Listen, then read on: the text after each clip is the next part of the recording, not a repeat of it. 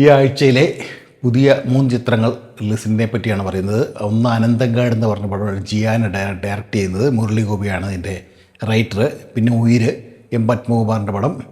മൂന്നാമത്തെ ഒരു ഇംഗ്ലീഷ് സിനിമയാണ് ഡി സി സീരീസിൻ്റെ സൂപ്പർ ഗേൾ. ഇങ്ങനെ 3 മെയിൻ പടങ്ങളാണ് ഈ ആഴ്ചത്തെ റിലീസ്. നാളെ 25-ന് അനന്തങ്കാട് റിലീസ് ചെയ്യും. 26-നാണ് ഈ ഉയിരും പിന്നെ ഈ സൂപ്പർ ഗേൾ എന്ന് പറഞ്ഞ പടം. അനന്തങ്കാടിൻ്റെ ഒരു പ്രതീക്ഷ എന്ന് പറഞ്ഞാൽ മുരളി ഗോപിയാണ്. മുരളി ഗോപിയുടെ തിരക്കഥ എഴുതിയ പടങ്ങളൊക്കെ അറിയാമല്ലോ, കിടിലൻ പടങ്ങളാണ്.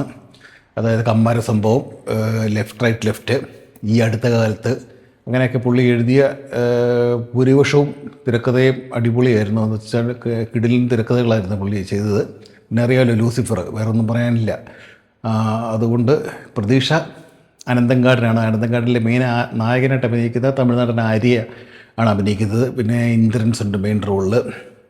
പിന്നെ അപ്പാനി, പിന്നെ മറ്റേ തെലുങ്കാരൻ സുനിൽ, പിന്നെ കന്നഡ സിനിമയിലെ ഒരു മെയിൻ ആക്ടറിലെ KGF-ലേക്ക് വില്ലൻ, KGF-ലും ആദ്യത്തെ കാന്താരയിലേക്ക് വില്ലനായിട്ടുള്ള ഒരു കന്നഡ നടൻ, അവരൊക്കെയാണ് മെയിൻ ആക്ടറായിട്ട് അനന്തങ്കാടിലുള്ളത്. അപ്പം ഏറ്റവും പ്രതീക്ഷ എനിക്ക് അനന്തങ്കാടിലാണ്.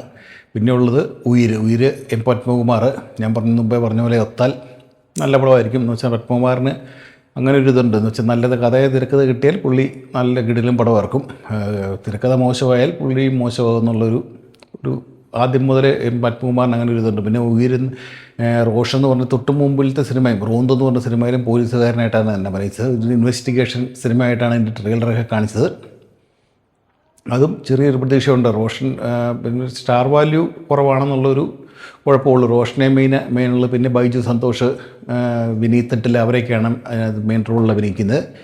അടുത്ത സിനിമ സൂപ്പർ ഗേൾ, DC. അറിയാലോ, ഇപ്പം സൂപ്പർമാന് പോലും വലിയ ഇതില്ല. പിന്നെ സൂപ്പർ ഗേൾ വന്നാൽ എങ്ങനെ ഇരിക്കുമെന്ന് അറിയത്തില്ല. എന്നാലും DC ആരാധകർക്ക് വളരെ പ്രതീക്ഷയുണ്ട് സൂപ്പർ ഗേളിന്. അത് ഒരു നല്ല ട്രെയിലറൊക്കെ കണ്ടിട്ട് നല്ലതാണ്.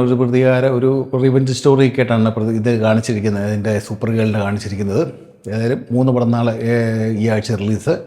കണ്ടിട്ട് അഭിപ്രായം പറയാം കേട്ടോ. നിങ്ങൾ കണ്ടിട്ട് നിങ്ങളും അഭിപ്രായം പറയുക. ഓക്കെ.